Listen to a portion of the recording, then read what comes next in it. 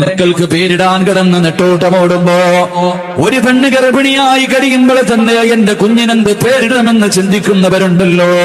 അല്ലാഹുവേ, വാപ്പയുടെയും ഉമ്മയുടെയും പേരിന്റെ ഒന്നാമത്തെ അക്ഷരം വേണമെന്ന് കരുതിക്കൊണ്ട് അല്ലാഹുവേ അർത്ഥം പോലും നോക്കാതെ ഫേസ്ബുക്കിൽ കയറിയിട്ട് ഡിക്ഷണറി നോക്കുന്ന എന്റെ പ്രിയപ്പെട്ട സമൂഹത്തോട് അല്ലാഹുവിന്റെ ഖുർആൻ പറഞ്ഞു തരുന്ന പേരുകൾ അറിയുമോ? അല്ലാഹുവിന്റെ ഖുർആൻ പറയുകയാണ്, യാ അയ്യുഹൻ നബിയ്യു ഇന്നാ അർസൽനാക ഷാഹിദാ.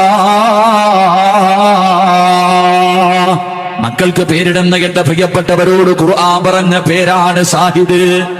അല്ലാഹുവിന്റെ ഖുർആന് അർത്ഥം പോലും നോക്കേണ്ട സഹോദരങ്ങളെ, ഖുർആനിലുള്ള പേരാണ്. അല്ലാഹുവിന്റെ റസൂലിന്റെ പേരാണ് ഷാഹിദ്. രണ്ടാമതായി ഖുർആൻ പറയുന്നു മുബശ്ശിറാ.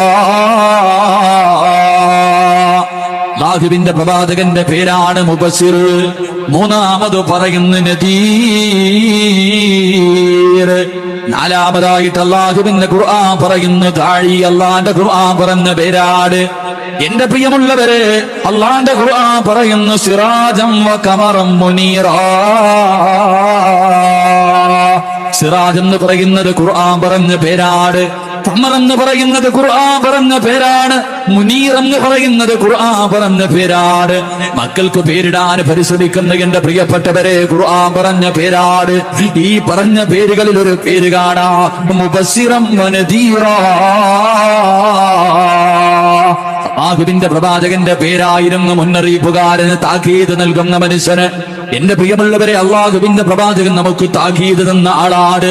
മുന്നറിയിപ്പുകൾ പറഞ്ഞു തരാൻ കടന്നു വന്ന പ്രവാചകനാണ് അഷ്റഫുൽ ഖൽഖ് നബി മുഹമ്മദ് മുസ്തഫ സല്ലല്ലാഹു അലൈഹി വസല്ലം.